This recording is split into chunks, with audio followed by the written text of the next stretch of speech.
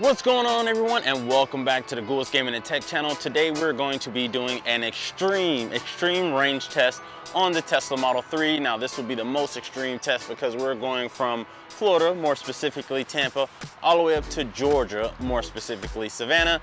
So this is probably the longest trip I've taken with this model exactly. So we're going to see how well it holds up. You guys know the standard range or the rear-wheel drive. It only has about 263 to Tesla, what they're saying, 275 or 72 range. So we're gonna see how well that holds up. It's looking pretty good right now. I mean, I haven't gone far at all, but we're gonna get it at 100. We should have to make a stop somewhere halfway, but we shouldn't have to charge up again until we get to our destination. Now, before we get into that, if you're new to the channel, make sure you hit that subscribe button. It's definitely appreciated. And if you're new or returning, make sure you hit that like button. So without any further ado, let's get into it.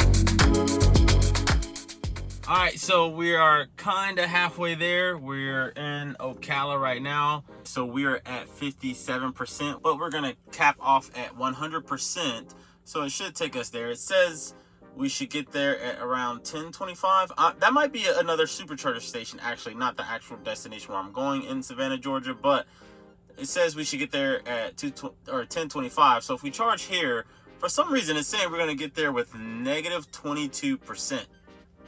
That's not accurate, because if this is correct, if we charge off and we max out at 100% and we drive there, we have about 2.5 hours left, and that total distance is 136 miles.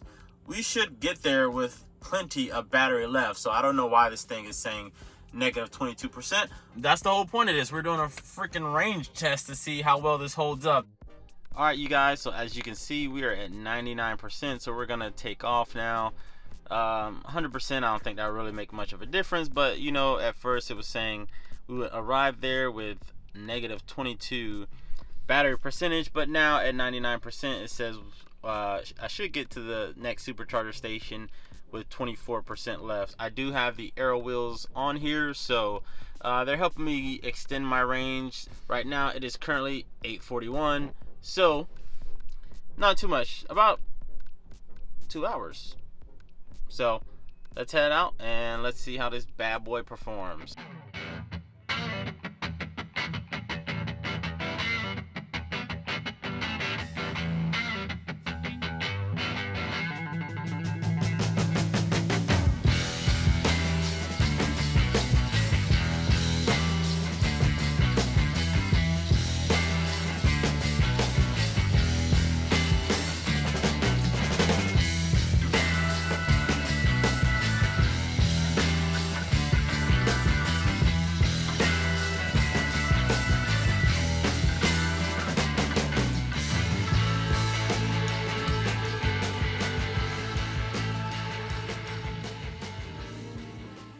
Alright everyone, so I'm in what is called Kingsland, Georgia. If you know where that is, please let me know. Now we are about 27%. The drive to get to this place at least was about 2.5 hours, or 2 hours and like 20 minutes. And we got here with 27%, and before we charge, if we don't charge, I'll get to the final destination with negative 36% at 12:45. So we're gonna charge it up probably to maybe like 75, maybe 100, just depends on how long it will take, and then I will hop back on the road. So this is just an update. No range anxiety. It's pretty good with predicting where I need to stop when I need to charge, but it's going well.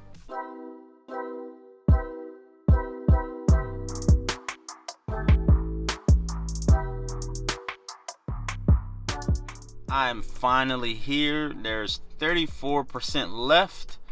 And let's see the consumption on that little trip from the supercharger to here. So we used 64.1% of the energy. But I was wondering as I was driving, why does it seem like I'm using more energy than usual? And I noticed when I was driving, the car was kind of going side to side to side. This little prompt popped up. It said, range tips, 10.7 miles per hour, wind from the northwest, cost 7.9% this trip.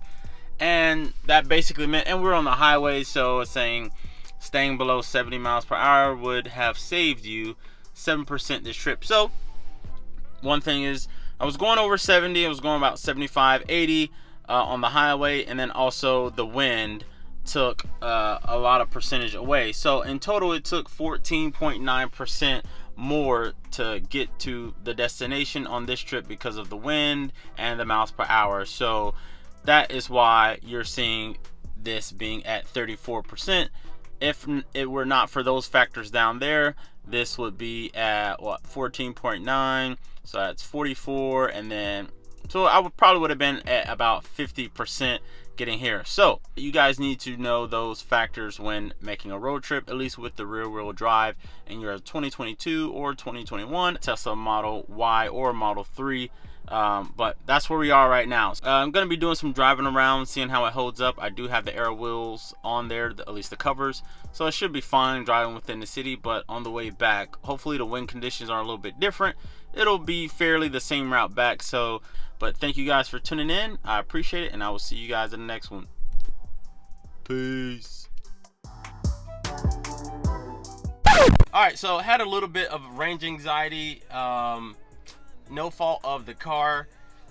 The temperature where I went in Savannah was ranging from like 39 degrees dropping to like 17. And if you own a Tesla, or even if you don't know, your battery percentage and your fuel, or not fuel, but your battery efficiency will kind of depend also on the elements, the outside conditions. So I last parked the car at like 23 or 24%. And when I got in the car today, it was down to 16. So I really needed to get to a supercharger. It was a very weird location, but I made it here with 7%. It originally said I was going to get here with 4%, but with the battery preconditioning itself, but driving kind of, slow, not doing too much, following the recommended prompts on the screen as far as how to maximize my battery for this particular trip. Keeping my temperature within the cabin at about 72 degrees. Going the speed limit, all that stuff kind of helped keep the battery from not dropping dangerously low. It's still pretty low. It's on 6% right now. But we're at a supercharger station, so I'm gonna charge it up really quick. But I did have a little moment of panic, but we made it. So I'm gonna charge it up to 100%, so I won't have any issues for the rest of the trip, and we should be good to go.